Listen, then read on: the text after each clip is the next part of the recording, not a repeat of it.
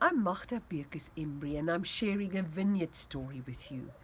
South Africa is a beautiful vineyard with many peoples.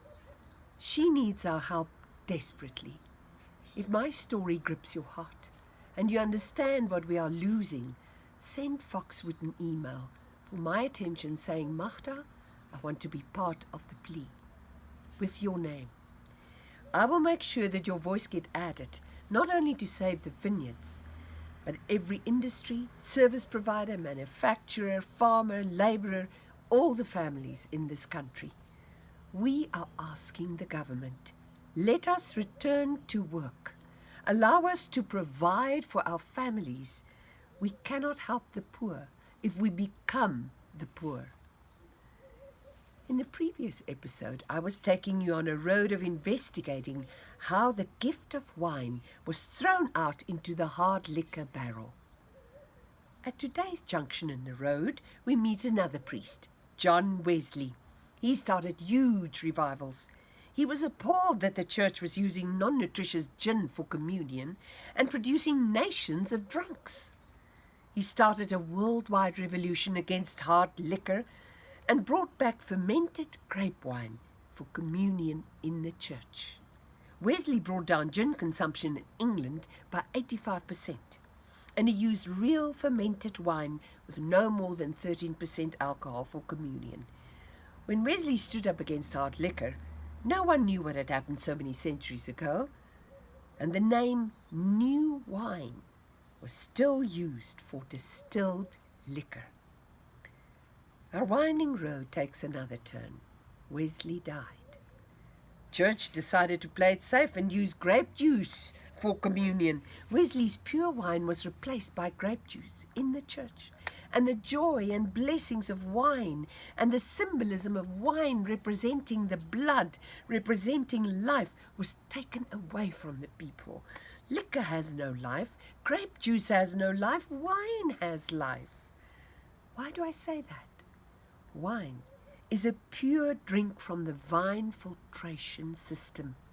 The roots of the grapevine grows up to 50 feet deep, reaching the underground water table choked full of minerals.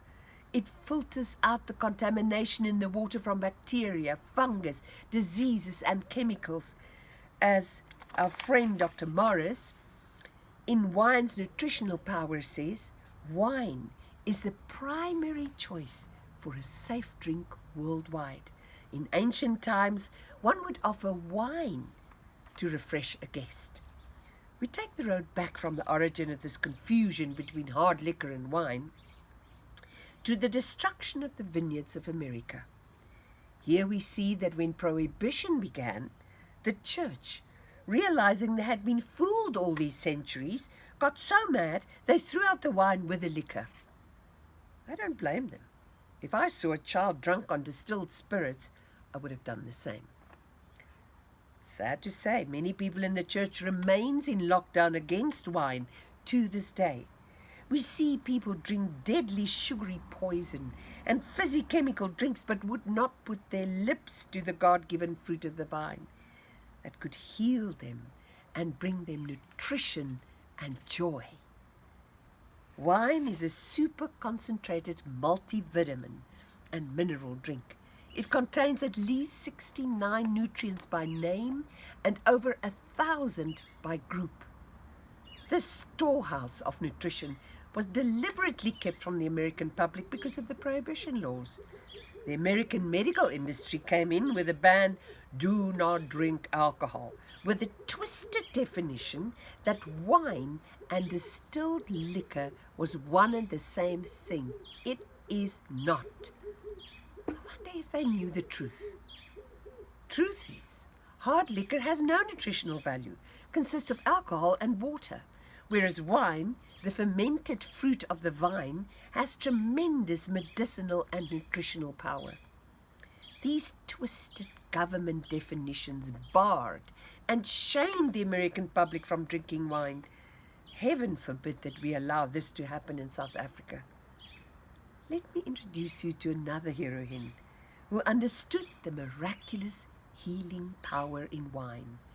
This trailblazing lady was British, born in the beautiful city of Firenze, Italy, where her parents originally spent their honeymoon.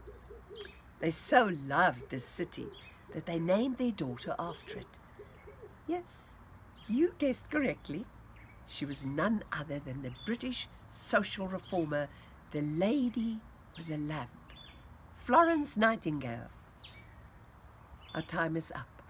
I invite you to our next episode for the continuation of our fascinating grapevine story.